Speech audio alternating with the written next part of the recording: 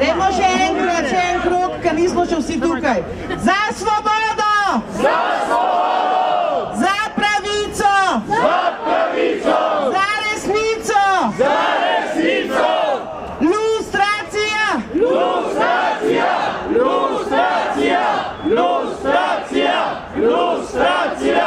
Lustracija! Lustracija! Lustracija! Lustracija! Zdaj pa smo. Ogrešni Grčijo! Kot vedno bomo tudi danes s ponosom zapeli slovensko in evropsko himno. Marija, prosim. Komoraj pred veselo zdravnico, bratje, smo zapeli. Bog našo nam deželo, Bog živi v slovenski svet. Brate, vse, kar nas je, sinov sloveče matere. Brate, vse, kar nas je, sinov sloveče matere. Sloveče matere. Živi naj si narodi, ki krepe ne dočaka dan. Tako da sonce hodi, prepiri sveta bo pred nam. Darojak, prozbo vsak, nevratle sosed bo mejak. Darojak, prozbo vsak, nevratle sosed bo. Nevratle sosed bo mejak. Svoboda Tonetu Krkoviču! Svoboda! Svoboda Ivanu Črnkoviču! Svoboda! Svoboda Sloveniji! Svoboda! O, bratje, ni kartek zvokov, temveč vse bolj milo pesmico zapojmo in vse bolj radostno, radost.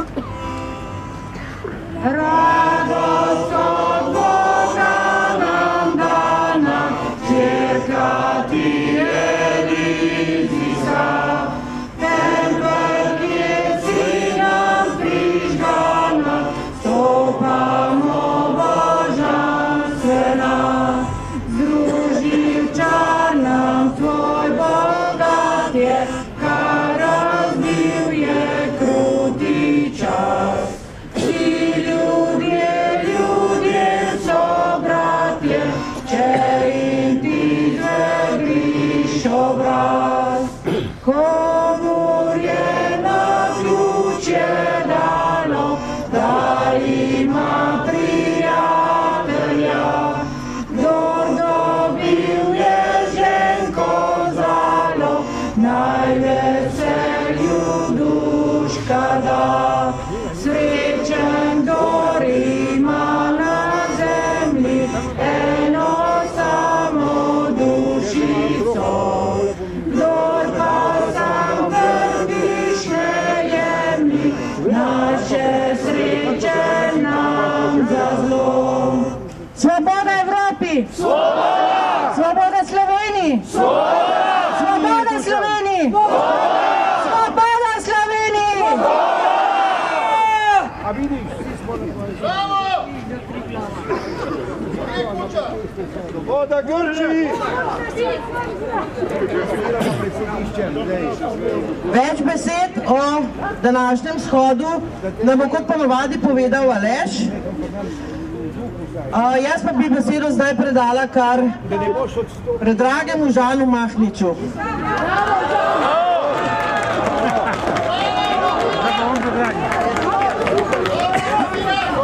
Drage prijateljice, dragi prijatelji, vztrajnice in vztrajniki. 7 mesecev je bilo potrebnih, da smo se vsak dan zbirali tukaj. Danes je 7. mesec. Pa vendar je bilo potrebnega po eni strani le, po drugi strani pa kar pol leta, da je bila hiša skupaj s svojo vsebino za nami poražena. Mi vsi smo k temu prispevali, ki smo se tukaj dan za dnem zbirali, kljub temu, da so bili včasih boljši časi, včasih so prišli kakšni težki trenutki, ko smo spremljali, kako poteka ta sramotni proces v okviru afere oziroma tako imenovane zrežirane afere Patria. In kje smo danes? Če je bilo praktično slovensko pravosodje in slovensko sodstvo še pred odhodom enega izmed ključnih osamosvojiteljev, Janeza Janše, v zapor nedotakljivo, če se tukaj niso zbirali ljudje, da bi izrazili svoje mnenje in da bi izrazili svoje nasprotovanje o tem, kaj se dogaja v tej stavbi in kdo so tisti, ki v tej stavbi odločajo o našem življenju, o našem vsakdanu, je ravno odbor 2014 tisti, ki je to spremenil. In ravni zaradi odbora 2014 in zaradi nas Slovenija nikoli več ne bo takšna, kot je bila doprej.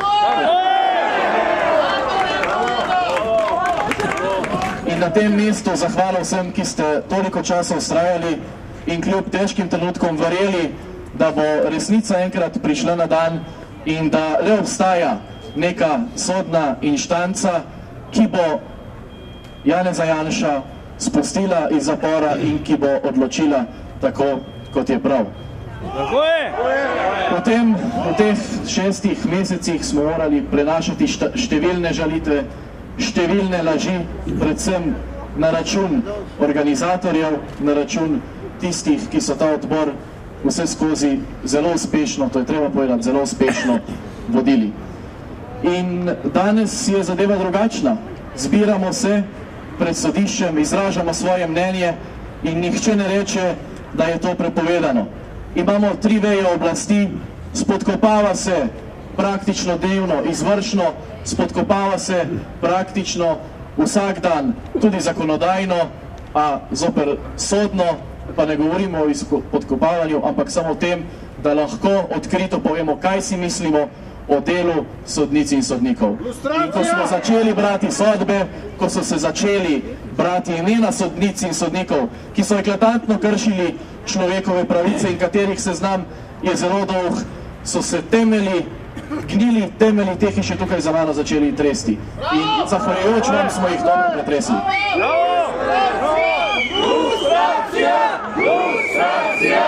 Lustracija! Lustracija! Lustracija! Lustracija! Lustracija! Lustracija! Drage prijateljice in prijatelji, trdno in močno verjamem, da to besedo, ta pojem lustracija, ki smo ga tukaj vsak dan vzklikali, bo enkrat tudi implementiran, bo enkrat tudi udejanjen v praksi. Poleg tega, da smo 6 mesecev, oziroma zdaj že 7. mesec, vsak dan tukaj zbirali se, govorili o problemih v pravosodju, smo dan za dnem izražali predvsem ljubezen do slovenske domovine. Ne le države, ampak tudi domovine. Domovina in država, to sta 2 ločena pojma. Nekateri spoštujejo državo, posebno socialisti in pa levičari, ker imajo nekaj od tega. Če ima država kakšno podjetje še v svoji lasti, še toliko bolje, ker lahko še tam kakšno stvar vzamemo in jo zagrebemo. In zaradi tega je ravno danes oziroma v teh časih tako huda razprava glede privatizacije, ker se nekateri bojijo, slovenska paradržava se boji, da bo potem, ko bodo prodana podjetja v državni lasti zasebnim lastnikom, ki vsak evro pogledajo predno ga kam dajo, da bodo ti finančni tokovi, ki vzdržujejo to slovensko paradržavo, prekinjeni, da bo njihov monopol končan in da bo Slovenija, kot smo tukaj velikokrat slišali, končno osvobojena. Za svobodno Slovenijo je tudi predpogoj, da se proda podjetja v državni lasti. Vsak dan smo lahko na teh shodih gledali tudi slovenske zastave, ki nas navdajajo s ponosom. Lahko smo prepevali himno, ne samo 7. kitico, ampak tudi 2. kitico, s katero se kot Slovenci, s katero se lahko slovenski narod kar najbolj poistoveti. Verjetno ste mnogi od vas spremljali, včeraj smo imeli razpravo v Državnem zboru, ko smo predlagali spremembo, da se poje na državnih proslavah vseh 8 kitic, po skrajšanem, v primerih drugih pa seveda 2. in pa 7. kitica. In očitno je glavni kamen spotike Bog. Se pravi, Bog našel nam deželo, Bog živi v slovenski svet. Ampak socialisti so ali tako kratkoumni ali pa nepismeni, da ne vejo, da vedno, ko prepevajo slovensko himno, vedno zapojajo ne vrag, le sosed bomejak.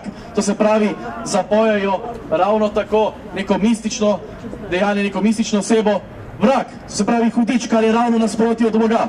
Očitno so bolj zavezani hudiču kot pa Bogu. Ker socialisti za razliko, kot sem že včeraj dejal, za razliko od nas konzervativcev, ki verjamemo v Boga, ki verjamemo, da so nad nami nebesa, socialisti verjamejo, da so bogovi. Oni ljudi tretirajo kot številke v državnem računalniku in kadarkoli vedno skušajo ustvariti nebesa tukaj na zemlji in kadarkoli so socialisti skušali ustvariti nebesa na zemlji, jim je uspelo ustvariti le pekel. Vedno tako je bilo in vedno tako bo.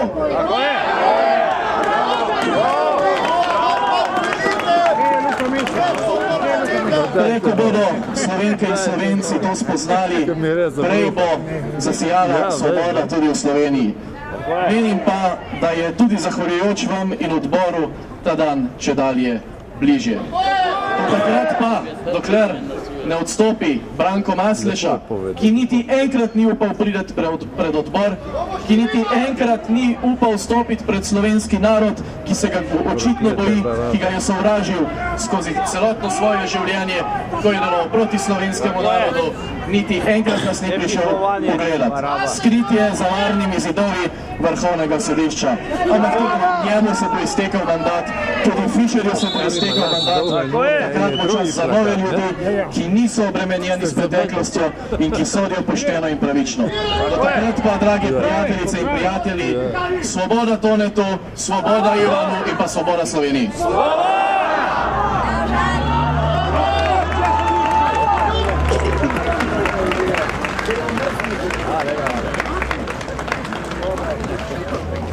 Lepo pozdravljeni. Lepo pozdravljeni. Lepo pozdravljeni, dragi prijateljice in prijatelji resnice, pravice, države, vladavine prava in demokracije. Branko Masleša je še vedno predsednik Vrhovnega sodišča.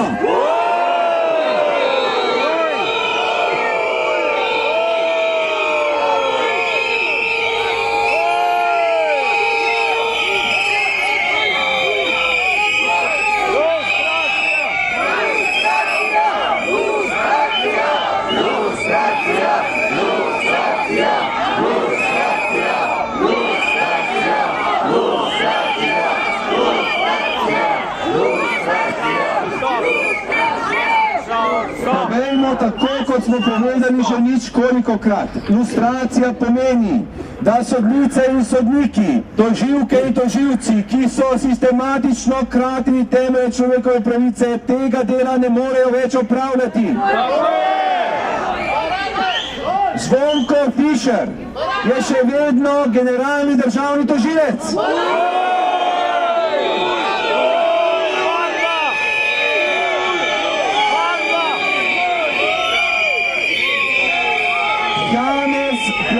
Je še vedno predsednik sodnega sveta.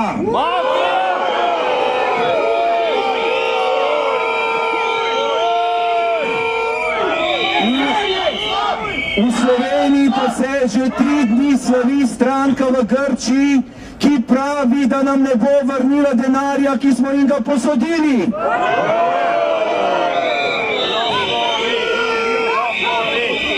Narobe svet. Ali ti ljudje, ti mediji ne vedo, da v tisti milijardi, ki jo je Slovenija dala kot poroštvo, je tudi njihov denar? Kako lahko danes v Sloveniji vsi največji mediji slavijo stranko v Grčiji, ki obljublja, da tega denarja nikoli ne bomo videli?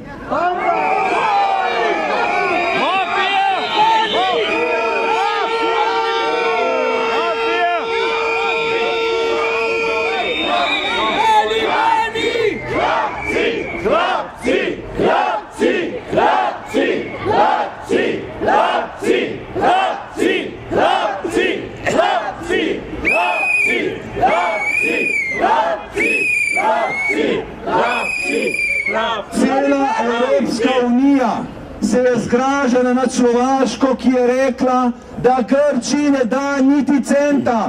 Sedaj se je izkazalo, da je bila Slovaška edina pametna država v celi Evropski uniji. Kaj je lahko razlog, da danes nekateri v Sloveniji slavijo stranko, ki pravi, da ne bo vrnila dolga, da ne bo vrnila denarja, ki ga je Slovenija dala? Nič drugega kot samo ideološka zaslepljenost. Levičarska ideološka zaslepljenost. Tista ista levičarska ideološka zaslepljenost, ki vodi vodstvo Vrhovnega sodišča. Komunisti! Preživetja so dajali denar v Grčijo in sedaj se največji slovenski mediji in vrh slovenske levičarske politike temu denarju odreka. Po drugi strani pa pravijo, da ni denarja. Ni denarja za najnujnejše. Se pravi, ideološka zaslepljenost, najbolj levičarska ali desničarska, ni prava pot. Udbo mafija! Udbo mafija! Udbo mafija! Udbo mafija! Udbo mafija! Udbo mafija! Udbo mafija! Kurčan mafija! Kurčan mafija! Kurčan mafija! Kurčan mafija! Kurčan mafija! Kurčan mafija! Kurčan mafija! Ideološka zaslepljenost, ne leva, ne desna, ni prava pot. In v Grčiji ste se objeli ravno to. Skrajna desnica in skrajna levica. Naša pot pa je resnica, pravica, demokracija, delo, ljubezen. To so vrednote, ki lahko popeljejo svet na bolje. Ne pa rožljanje z močjo, ne pa rožljanje z nedelom, ne pa rožljanje in grožnje s tem, ne bomo vrnili, kar smo pojedli. Od slovenske vlade in slovenske politike pričakujemo, da denar, ki smo ga posodili Grčiji, dobi nazaj in ga da najrevnejšim v naši državi. Za najbolj potrebne, za socialne programe, za ogrožene ljudi, za najbolj ogrožene skupine in najbolj ogrožene družine. Tja ne gre ta denar. Sedaj pa v besedi našega dragega Toneta Kuntnerja.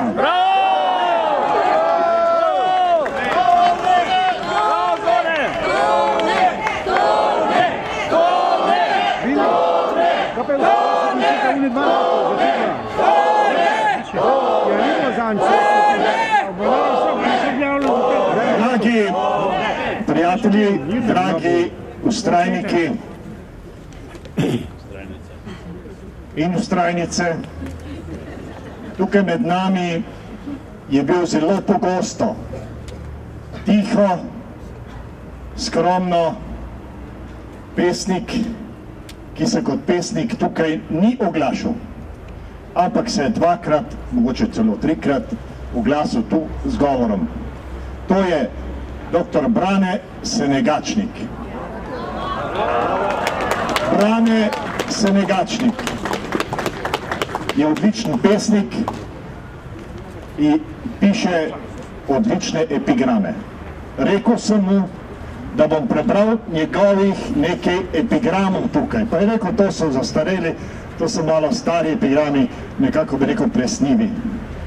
Jaz sem mu pa napisal epigram na njegove epigrame in bom potem prebral epigram, da ne bom preveč govoril.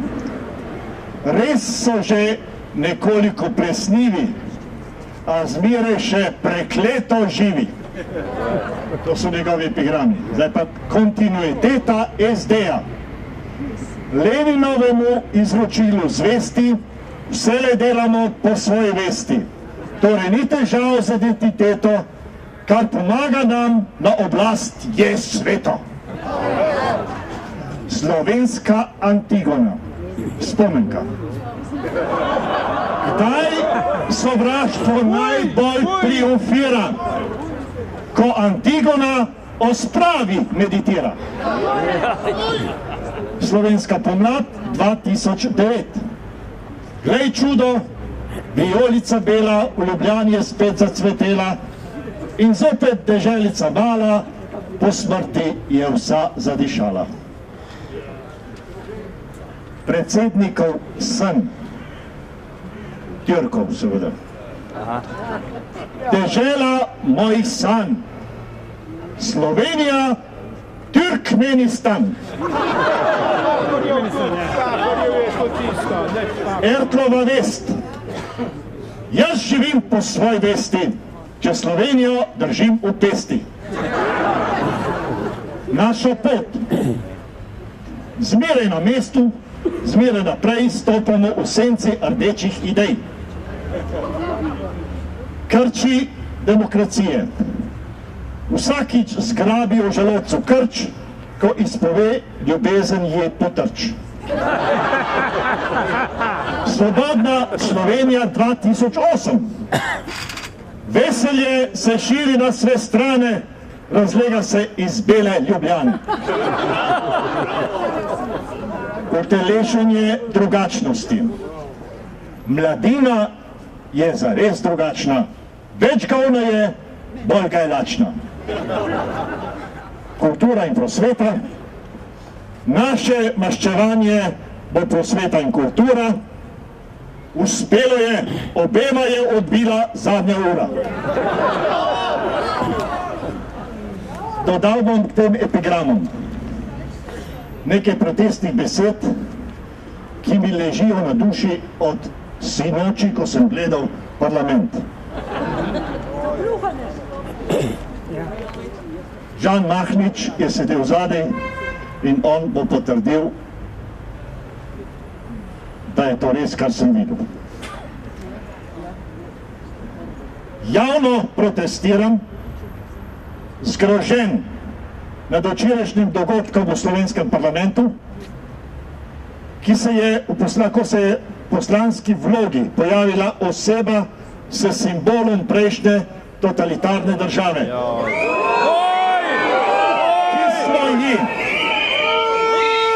Ki smo ji plebiscitarno se odpovedali že leta 1990.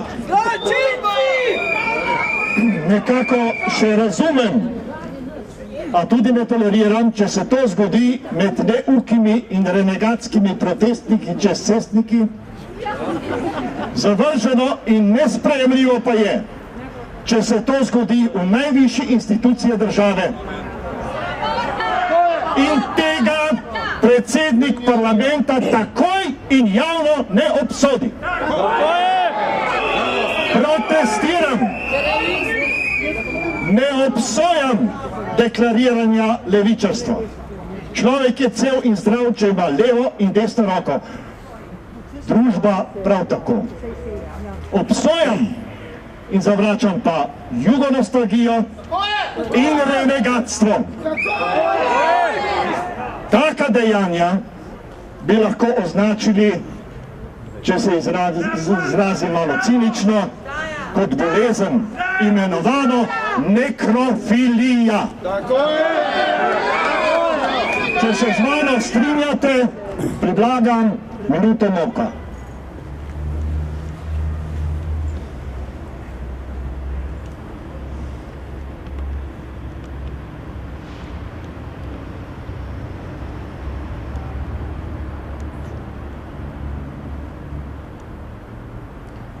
Hvala, naj živi samostojna Slovenija. Hvala. Tone Kontner. Zdaj pa k besedi vabim dr. Janeza Juhanta.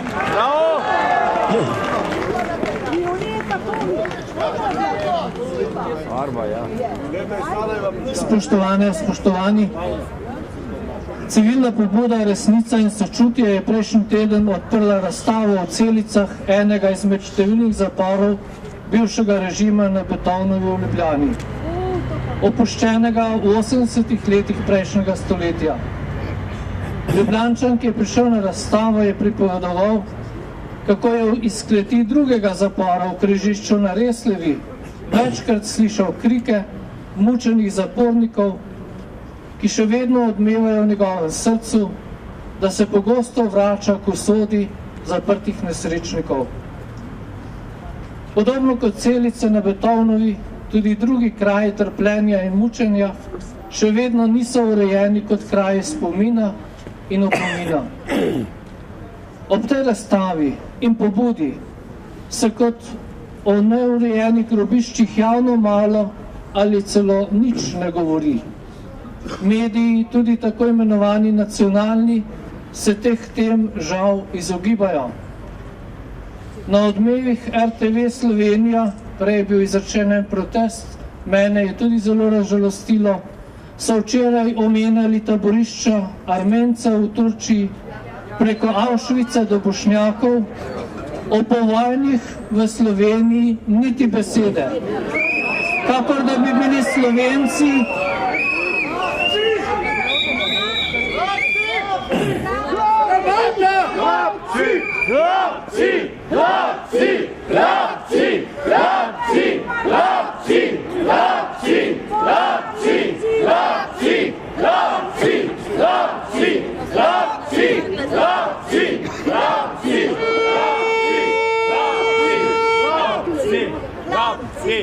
o povojnih, torej v našem nacionalnem mediju niti besede, kakor da bi bili Slovenci in druge povojne žrtve pri nas ne bili ljudje. Taka medijska v narekovaju svoboda seveda pa v osebni in družbeni podzavesti vzdržuje razdor in seje nemir med nami. Slikari, ki so sami pospravljali omenjene celice za razstavo, so med drugim po kotih še našli izstreljene tulce nabojev. Na drugi strani so tudi nacionalni mediji javnost posiljevali z obletnico odhoda komunistov iz Beograda.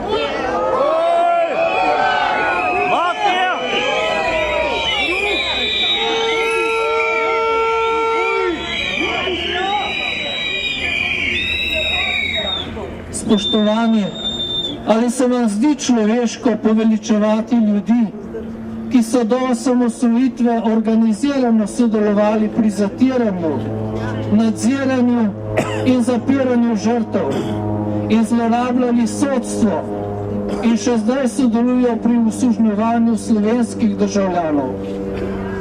Zaradi njih nadzor in preprečevanje normalnega delovanja zakonodajne, izvršne, sodne in medijske oblasti ter gospodarstva. Slovenci pa smo zato ujetniki laži in krivice ter žrtve političnega, socialnega in ekonomskega zatiranja. Rabli imajo privilegije, žrtve so zamolčane, svojci pa še vedno deležni zatiranja in krivic.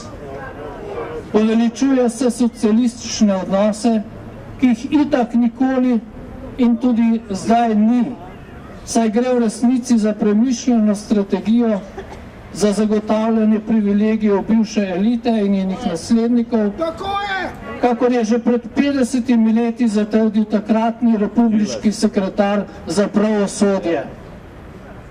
Takole pravi: želimo ustvariti pogoje, da bi se sodišča čim bolj uveljavila kot aktivni dejavnik v preobrazbi človeka in socialističnih odnosov.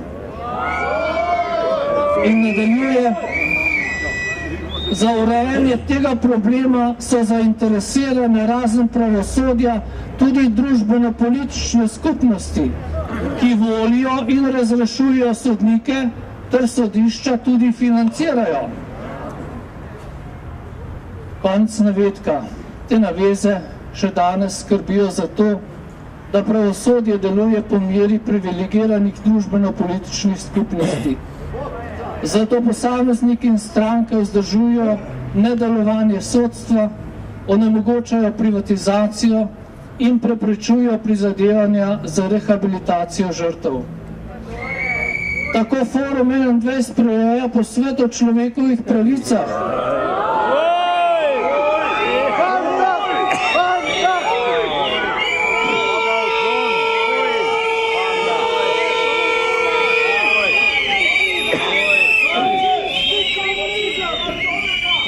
Tako Forum 21 prireja posvet o človekovih pravicah, kjer bivši funkcionar, ki je v polpreteklem režimu z Leninom zatrdil, govori: v tem smislu je kazensko pravo sredstvo za zatiranje in za sistematičen boj proti določenemu delu prebivalstva. Konec navedka. In ker so v sodstvu in drugih vejah še taki ljudje, se zatiranje preprosto nadaljuje. Spoštovane in spoštovani, civilni pobudi Resnica in sočutje in Odbor 2014 si prizadevamo in si bomo prizadevali za očiščenje naše osebne in družbene zavesti.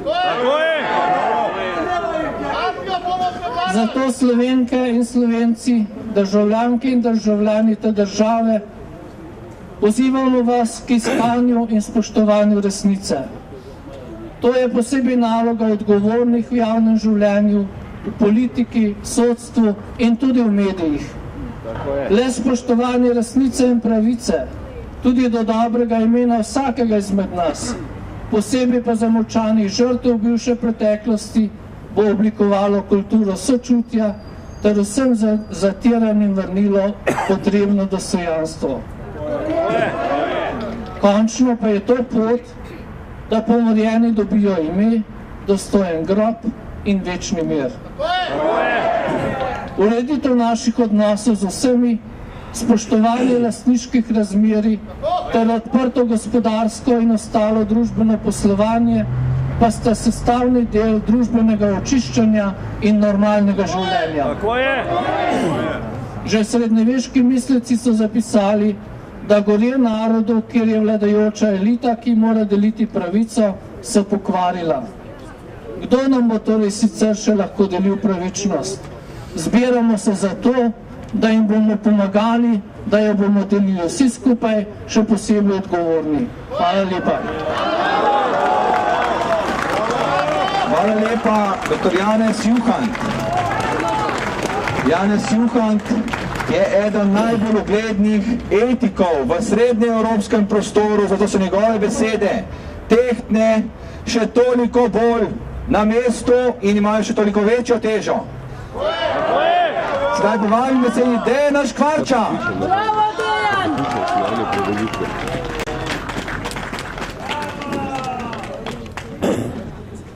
Drage vztrajnice in vztrajniki, naj začnem z enim lahkotnim vprašanjem. Koliko denarja in drugih privilegijev ste dobili, da danes stojite tu pred to hišo sramote? 10, 30, 70, mogoče 1000? Še več. Ste mogoče dobili kakšno dobro plačano službo v javnem sektorju? Ali v kakšni od evropskih institucij?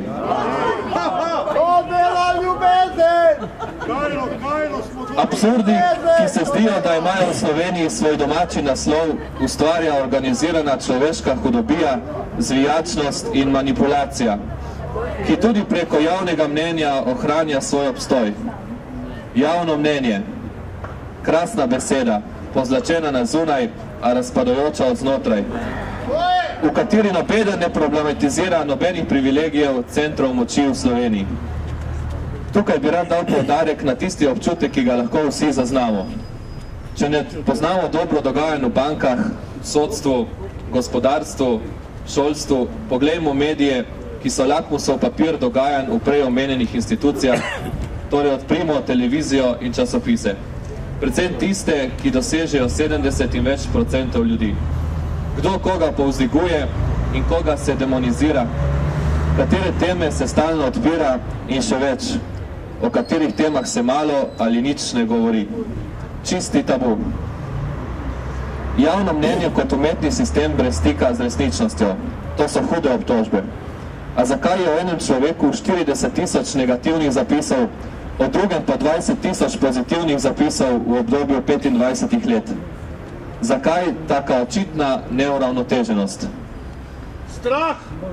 Vprašanja, ki nujno terjajo odgovore, če se imamo seveda radi in nam je mar za sočloveka in skupnost, v kateri živimo. Naj tukaj navedem en plastični primer. Šlo se za južni tok in ruski plin, ki naj bi šel skozi našo deželico in je bil v začetku decembra odpovedan. Danes o tem ni več govora. Dobro sem spremljal odzive naših dominantnih medijev. Komentarji so bili sledeči. Ja, itak, saj ni bilo odvisno od nas. Rusija se je tako odločila, ni panike. Bomo že poiskali druge možnosti glede energije. Pokaže od Cerarja, ki prijazno pove, da je tako odločitev že itak pričakoval in da bo poiskal boljše rešitve. Oglasi se ekonomist, ki pravi, da za Slovenijo ne bo prevelike škode, da bo že še vse v redu. Zdaj naredimo čisto preprosti miselni obrat na podlagi mojih izkušenj, obrnimo ploščo. Če bi bil Janez Janša na oblasti, bi se v medijih takole poročalo. Slovenija je izgubila ogromno priložnost. Kriv je Janez Janša. Panika. Zdaj bomo še dražje plačevali energijo, še več brezposelnosti in lačnih otrok na tedniku. Panika. Janezu Janši ni uspelo, polom, za katerega... Hlapci! Hlapci! Hlapci! Hlapci! Hlapci! Hlapci! Hlapci! Hlapci! Hlapci! Hlapci! Hlapci! Hlapci! Hlapci! Hlapci! Ekonomist bi govoril, sledil bo padec BDP-ja in iz neba bodo začeli se stopljati vesoljci. Kriv je Janez Janša. Ustvarjanje javnega mnenja. Tukaj ne govorimo o strokovnih vprašanjih, ampak o pridihu tega javnega mnenja. Ker tisto, kar ostaja v tem pridihu javnega mnenja, močno vpliva ne na vse zadnje na volitve, še bolj pa ohranja miselno enoumje, ki smo ga tako navajeni, ker je to v očitnem interesu ta iste tranzicijske levice, s katero označujem centre moči, ki so prvi odgovorni za našo družbeno stanje. V tem kontekstu zlahka razumemo borbo te elite proti privatizaciji tistih podjetij, ki ohranjajo tako medijsko podobo. Zadnji podatek o Telekomu Slovenije, kjer naj bi se razne medijske agencije, ki ohranjajo ta medijski status quo, pretočilo 50 milijonov evrov vsako leto. 50 milijonov evrov samo iz Telekoma. Medijski podaljšek v Sloveniji so tudi razni manjši centri moči, kot je Društvo slovenskih pisateljev in zadnje čase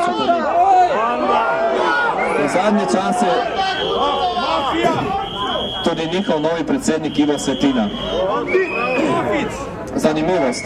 V svojem prvem javnem nastopu kot novi predsednik društva je menil, da mora imeti vsaka organizacija, skupnost, družba svoj temelj. On ima temelj v NOB-ju, narodnoosvobodilni borbi, brez katere ne bi bilo ničesar. Par tednov kasneje se je upravni odbor DSP-ja in z njim na čelu zgražal nad slovesnostjo ob 24. obletnici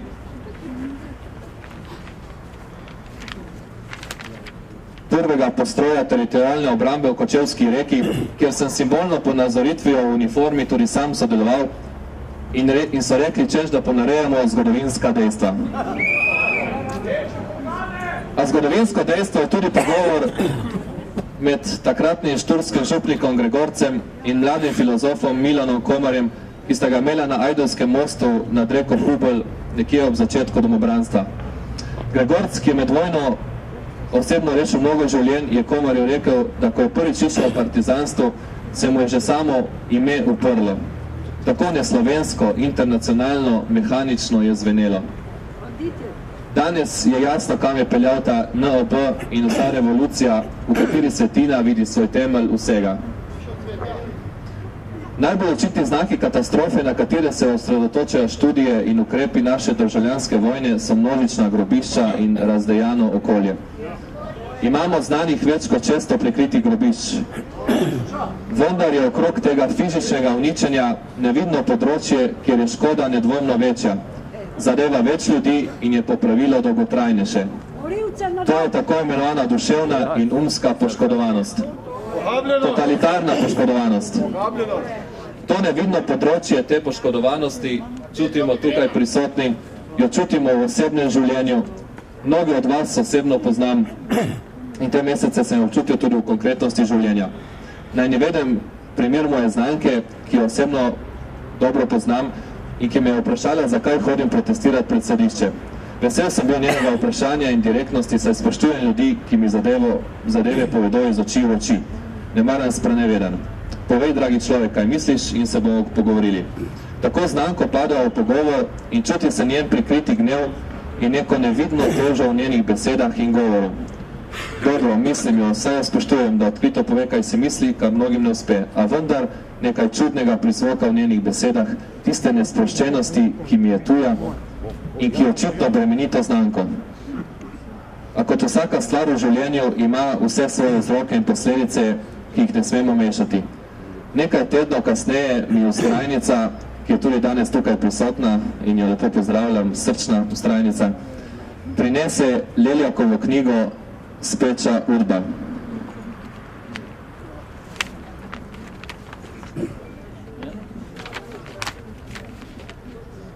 Knjiga, ki jo veliko od nas pozna in koga najdem noter.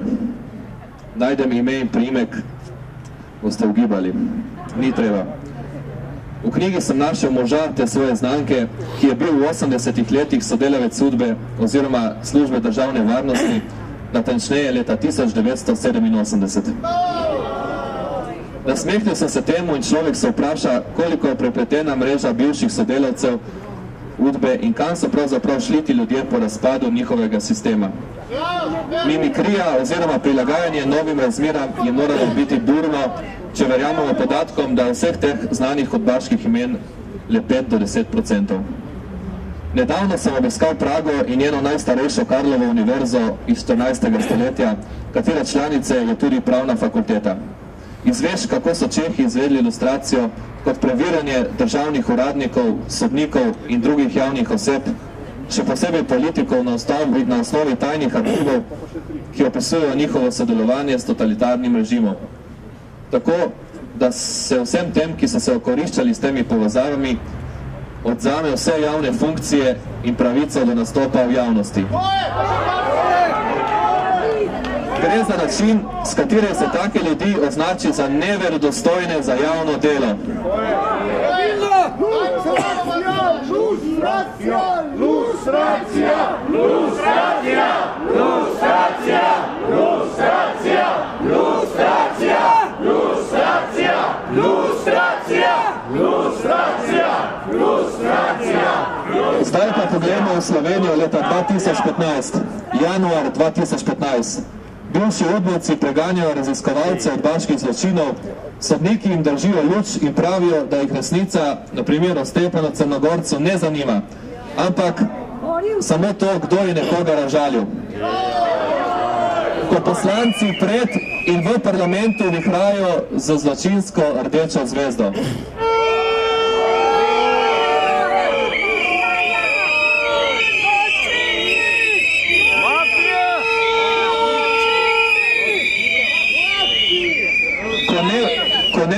Ko neverodostojni ljudje v Sloveniji govorijo o verodostojnosti, ko največji kršitelji človekovih pravic govorijo o človekovih pravicah in pripravljajo simpozije. Nobenemu nič. Javno mnenje zadovoljno, kar gre tudi v kontekst preomenjenega poškodovanega uma. In celo več, nekateri pravijo tudi bedniki nam in raziskovalcem teh zločinov. Leto 2015 razkriva še eno in s tem bom končal, zame ključno težavo naše naučene nebogljenosti, nesamostojnosti. To je ta miselnost, ki jo imam že vrh glave in pravi, bo država poskrbela za nas, pa socialni transferi, pa javno šolstvo, pa Rdeči križ, pa bomo vzeli najugodnejši kredit, pa nam bo država vrnila neplačana sorazmerja pri plačah, pa bomo dobili zastonj pike, pa nam bo odpisan dolg, ki smo si ga sami nabrali. To je nevarnost te nesamostojnosti, v katero drvi človek, ki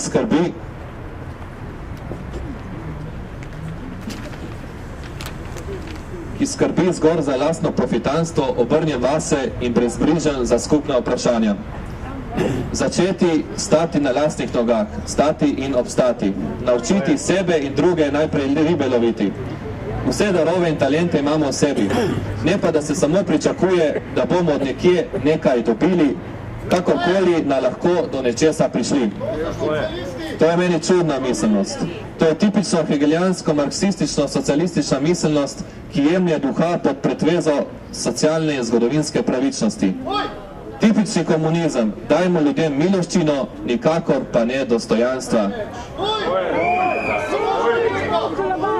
In ravno iz te miselnosti, ki nas leče na moralno in materialno dno, kolikor že nismo tam, se napajajo preomenjeni centri moči. In tako je v šolstvu, mediji, gospodarstvu, sodstvu in žal tudi pri vzgoju otrok. Tukaj so posledice težko popravljive. Sodelovanje ja, ampak do neke mere. Naš um je naravno učljiv in v zadnji fazi ne potrebuje ne šolstva, ne dirigiranega sodstva, ne prevzgoje, ne takšnih in drugačnih schem in obrazcev, ampak se hrani iz resnice. In če imamo radi svoje otroke in zanamce, jih bomo urili za življenjsko borbo, da bodo znali razločevati med dobrim in zlom. To pa predpostavlja, da si odgovorimo na naslednje vprašanje, kaj zares potrebujemo v življenju. Proč s socialistično miselnostjo in k resnici. Kakršnakoli že je, da stojimo in obstojimo v sodelovanju z Bogom. Suša največkrat rojeva sušo in življenje življenje. Sahara kot največja peščena puščava na svetu ima več življenja v sebi kot ta hiša sramote, pred katero stojimo. Taka je moja podoba, ko kot simbolno bitje seštevam, odštevam in primerjam zadeve med seboj. Ta kritika je težka, a težke so tudi življenjske preizkušnje ljudi, ki so jih vodilni v tej hiši sramote sproducirali. Ostaja borba in v sami borbi skrito življenje, ki ima smisel in prinaša izobilje življenja. Ne glede na končni rezultat. Ne glede na končni rezultat. Resnica boli, večkrat je opljuvana in omalovaževana, zato se je zanjo treba tudi kaj žrtvovati, potrpeti, prenesti krivico. Če je suša, kličimo vodo, ker je krivica, bodimo glas resnice, vztrajno, odločno in do konca. Zato svoboda osamosvojitelju Krkoviču, svoboda Crnkoviču, svoboda Sloveniji. Hvala lepa, Dejan, za te tvoje skrbno pretehtane besede. Sedaj odpiram ljudsko tribuno. Našega Vilija Kovačiča razganja. Vsak čas bo počil, če ne bo spregovoril. Mislim, da moramo Vilju vsi skupaj zaploskati. Toliko idej, toliko pobud, kot jih on vsak dan posreduje na najrazličnejše naslove v tej državi, verjamem, da v tem času ne dela tudi 10 ostalih najbolj aktivnih državljank in državljanov. Hvala ti mi za to in beseda je tvoja. Prav, Vili!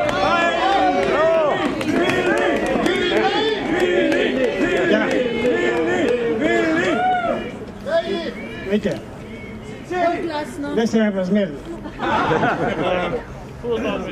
Prvo vprašanje, zakaj se Kučan izogiba soočenju? Ali veste? A z Janšo?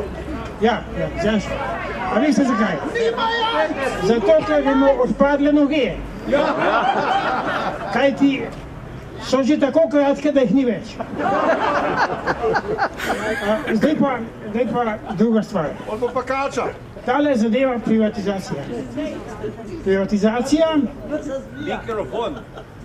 oziroma tisti, ki so proti njej, so za paralelno gospodarstvo. A se spomnite nadaljevanke izpred 15 let, ki jo je vodila Ljerka Bezil, sedanja direktorica TV, z Nikom Kavčičem. To je bila zelo gledana in zelo poučna analizanka o našem gospodarstvu. Naše gospodarstvo, ki ni delovalo tako, kot je izgledalo na zunaj, ampak je bilo poleg normalnega gospodarstva še eno, to se pravi, paralelno udbo-mafijsko gospodarstvo. To je zgodovina, dediščina, ki smo jo prenesli v današnji čas. In zdaj pa poslušajte.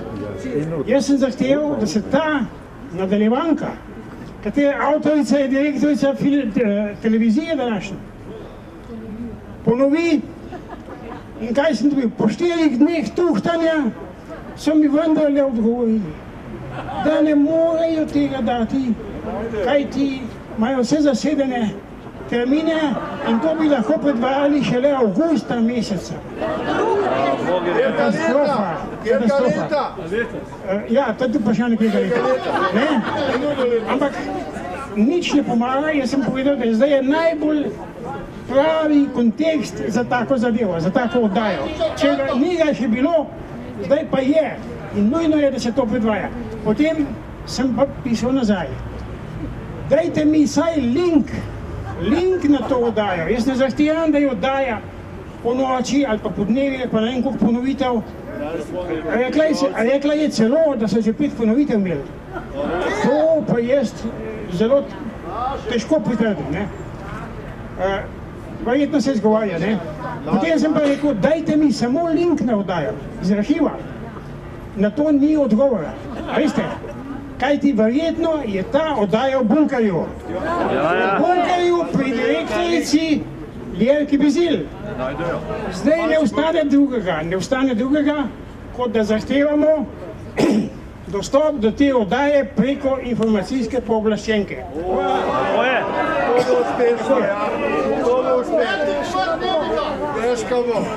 Bo težka, ampak velja poskusiti, da bomo mogoče spet ugotovili, da še ena stvar v tej državi ne funkcionira. Tako je ta zadeva. Pravzaprav zdaj pri tem podpisovanju gre za paralelno gospodarstvo. Jaz sem to ugotovil že pri raziskavah o Tešu. A veste, tam je bilo v letu 2009 ena finančna pozicija 29 milijonov evrov stroški drugega goriva. Potem sem pa študiral, kaj bi bilo lahko drugo gorivo, poleg lignita pa mazuta. Plutoni!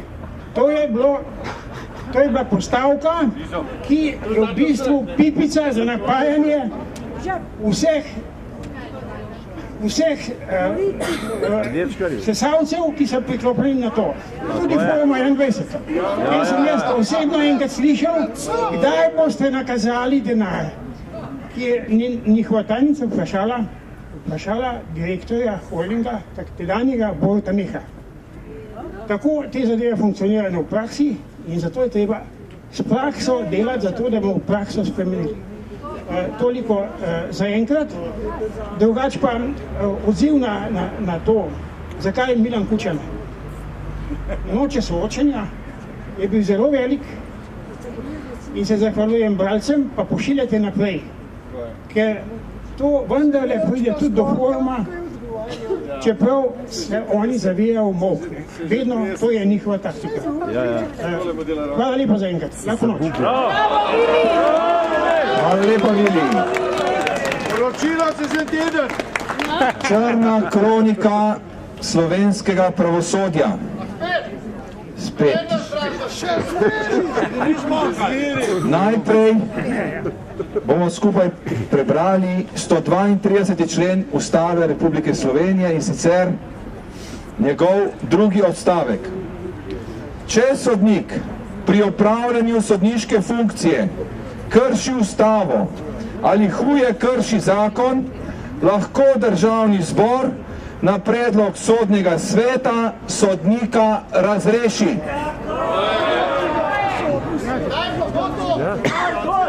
Lustracija je že zapisana v slovenski ustavi.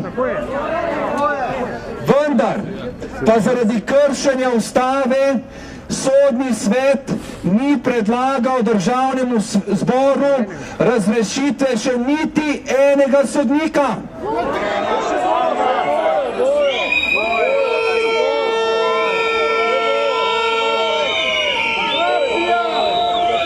Zato smo pretekli teden na 3. skupščini odbora 2014 postavili zahtevo po odstopu Janeza Vlaja, predsednika Sodnega sveta. sklopu, ni. Iz naslednjih podatkov.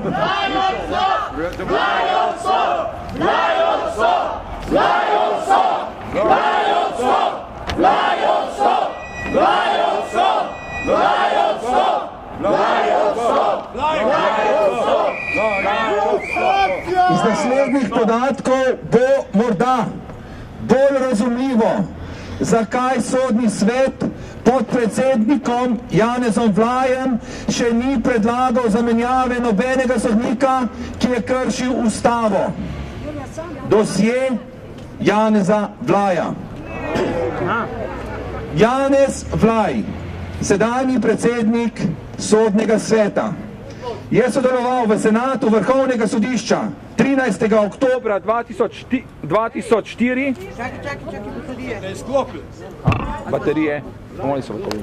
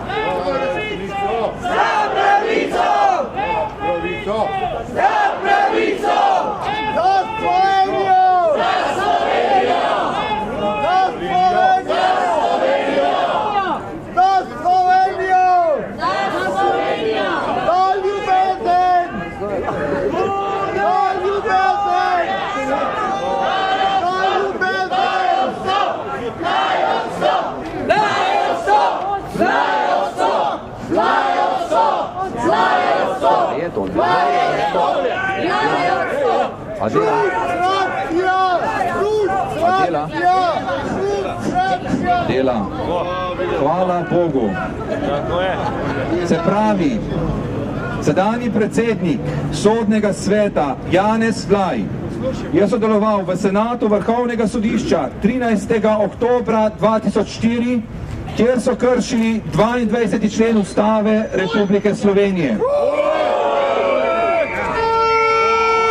Sedanji predsednik sodnega sveta Janez Vlaj je sodeloval v senatu Vrhovnega sodišča 15. junija 2006, kjer so kršili 14. in 22. člen Ustave. Sedanji predsednik sodnega sveta Janez Vlaj je sodeloval tudi v senatu Vrhovnega sodišča 26. oktobra 2004, kjer so kršili 14., 22., 23., 25. in 33. člen Ustave Republike Slovenije.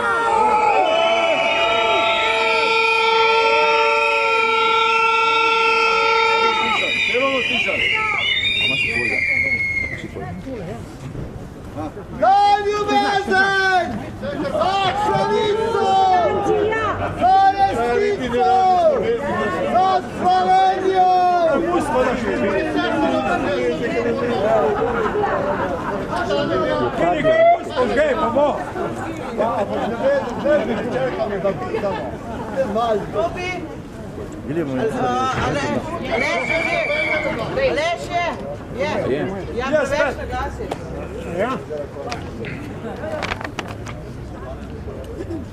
Janez Vlaj, sedanji predsednik sodnega sveta, je sodeloval tudi v senatu Vrhovnega sodišča 13. decembra 2007, kjer so kršili 15., 22. in 33. člen Ustave Republike Slovenije.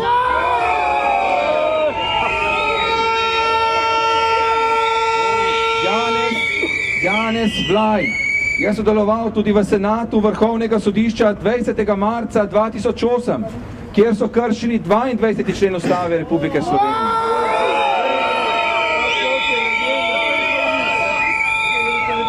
Janez Vlaj je sodeloval tudi v senatu Vrhovnega sodišča 10. julija 2008, kjer so kršili 15. in 22. člen Ustave Republike Slovenije ter 2., 6. in 13. člen Konvencije o varstvu človekovih pravic in temeljnih svoboščin.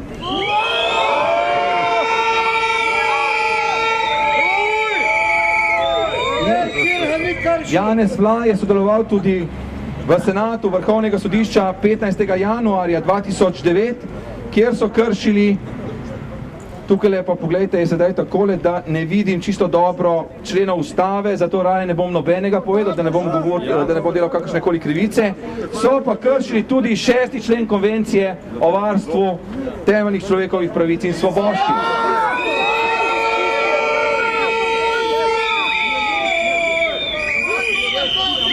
Kako je Janez Vlaj za te kršitve Ustave odgovarjal, vemo.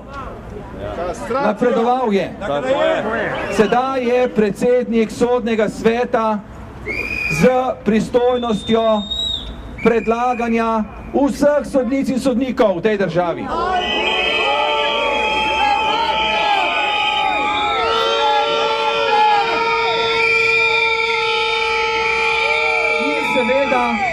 In seveda tudi za pristojnostjo nad njihovim delom. Vendar pa te pristojnosti Sodni svet ne izvaja več kot očitno.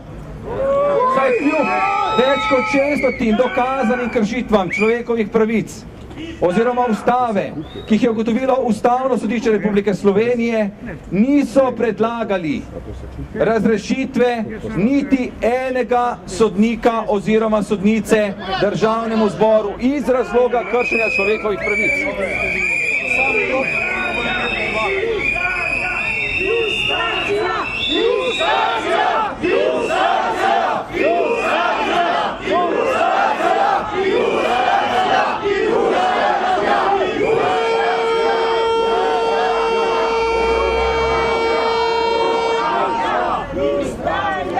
V slovenskem sodstvu je vse, kar je kršitev, kar je spoznano kot napačno, razumljeno kot sodna zmota.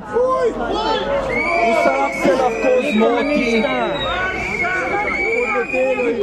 Mi razumemo in se strinjamo, da se lahko res vsak človek, ki dela, zmoti. Ni pa vse, kar se v sodstvu narobe zgodi, zmota. Sami so zmota! Zato v odboru 2014 zahtevamo, da se vse tako imenovane sodne zmote preiskujejo tudi pod vidikom sodne zlorabe.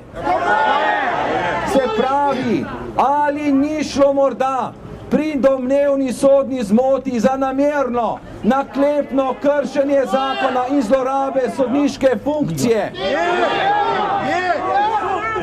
Tega ne zahtevamo zaradi kakršnega koli maščevanja, zaradi kakršne koli želje potem, da bi se zgodil pogrom nad slovenskimi sodniki in sodnicami.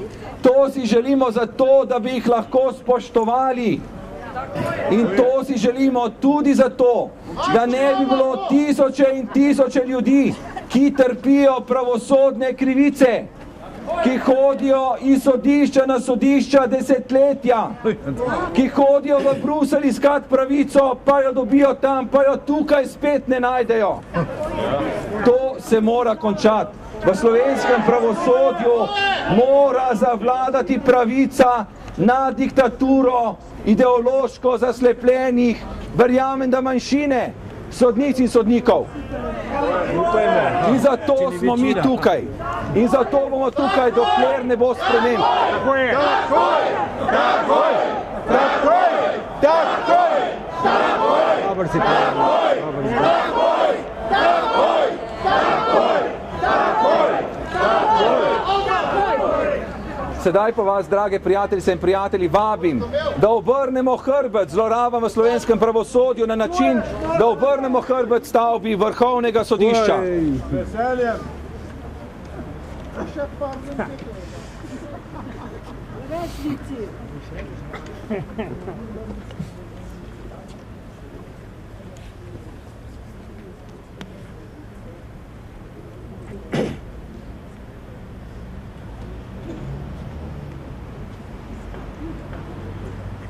Hvala lepa. Mirno, kulturno in dostojanstveno smo izrazili nasprotovanje zlorabam v slovenskem pravosodju, hkrati pa našo trdno odločenost, da naredimo vse, kar je v naši moči, da bomo slovensko pravosodje, slovenske sodnice in sodnike, tožilke in tožilce lahko čim prej spoštovali, ne pa tako, kot si predstavlja Branko Masleša, da bi se jih morali bati. Hvala lepa, Vili, ti si naša zlata rezerva.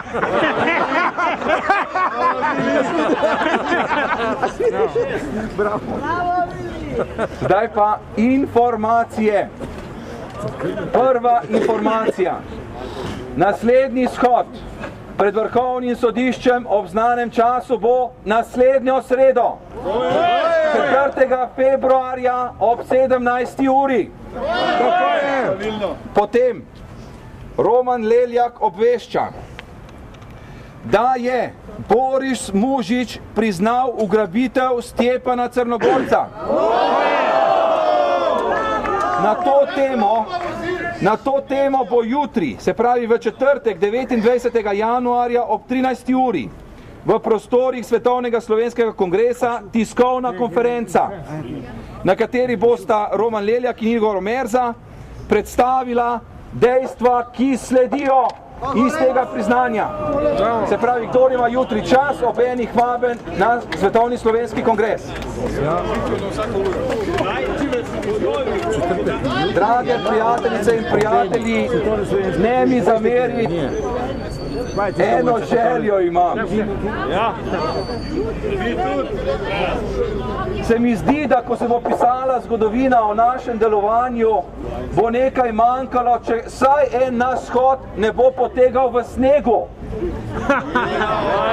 Upam, da bomo imeli to srečo, da bomo lahko rekli, več kot pol leta, več kot 7 mesecev, vprašanje koliko časa, so v dežju, vetru, soncu in tudi snegu ustrajali protestnice in protestniki pred Vrhovnim sodiščem in končno zlomili trdovratno slovensko zaslepljeno, ideološko zaslepljeno pravosodje in prinesli v Slovenijo pravico, spoštovanje in demokracijo.